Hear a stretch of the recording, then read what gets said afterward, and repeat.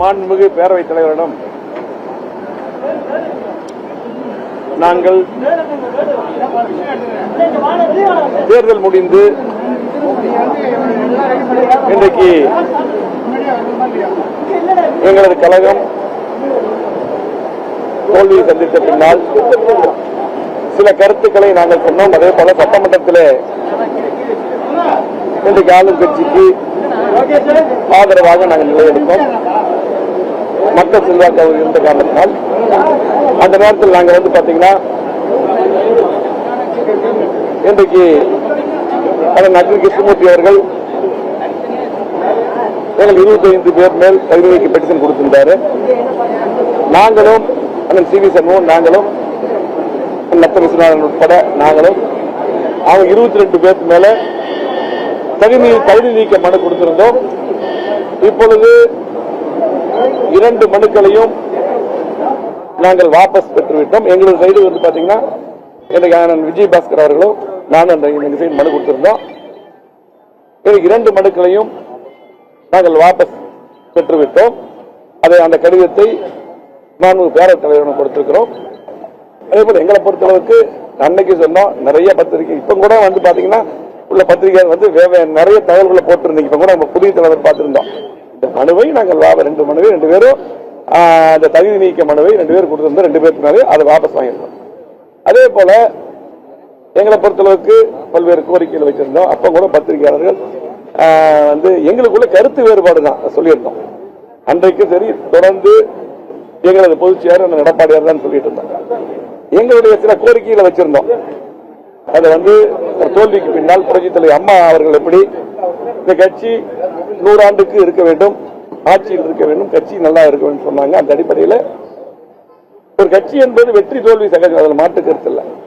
எந்த கட்சி தோல்விக்கு பின்னால் ஆராய வேண்டும் அந்த கருத்தை வச்சிருந்தோம். பொதுக்குழு கூட்ட வேண்டும் என்ற கருத்துக்கள் வச்சிருந்தோம். ஆகவே குழு அமைக்க வேண்டும் என்ற கருத்துக்கள் வச்சிருந்தோம். இப்படி பாத்தீங்கன்னா பல்வேறு கருத்துக்களை வச்சிருந்தோம்.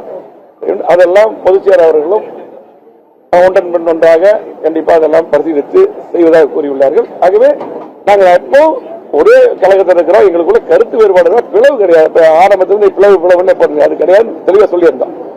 ஆகவே அந்த கருத்து வேறுபாடு நீங்கிவிட்டது. இன்னைக்கு ஒற்றுமையாக அதிமுக வலுவோடு செயல்படும்.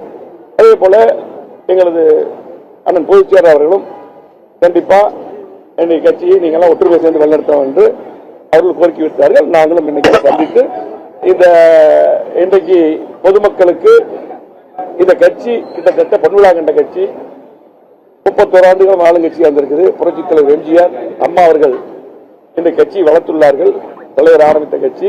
ஆகவே நாங்கள்லாம் பாத்தீங்கன்னா நானாயிட்டு விஸ்வநாதன் ஆகிட்டு விஜய் பாஸ்கர் காமராஜ் இருக்கிறவங்க எல்லாரும் நாங்கள் எல்லாருமே தங்கமணி எல்லாரும் கிட்டத்தட்ட எங்கள் குடும்பமே கட்சி ஆரம்பத்திலிருந்து கட்சி குடும்பம் இருந்தவர்கள்.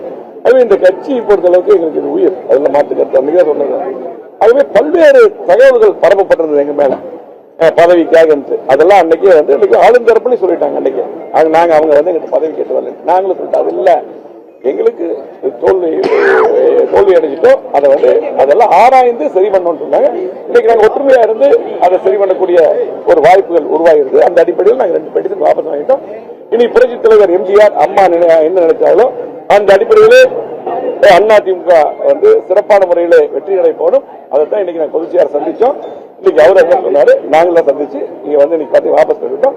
அது இனி பாத்தீங்கன்னா அதிமுக பொறுத்தளவுக்கு என்றைக்கும் மக்களுக்கான இயக்கம் அது ஒற்றுமையாக செயல்படும்.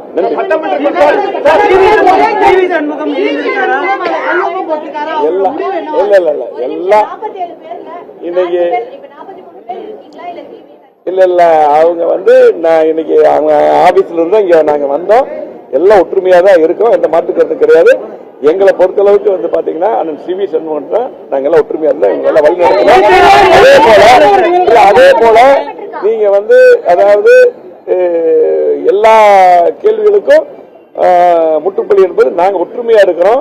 எங்களுக்குள்ள எந்த பிரச்சனையும் அதிமுக ஒன்று கூடி விட்டது. ஆகவே கருத்து வேறுபாடு சரி செய்யப்பட்டது. சொல்ல போனா கருத்து வேறுபாடு கருத்து வேறுபாடு. ஆகவே நாங்க ஒற்றுமையா இருக்கிறோம். சி வி சண்முகம் எங்களோட இருக்காரு.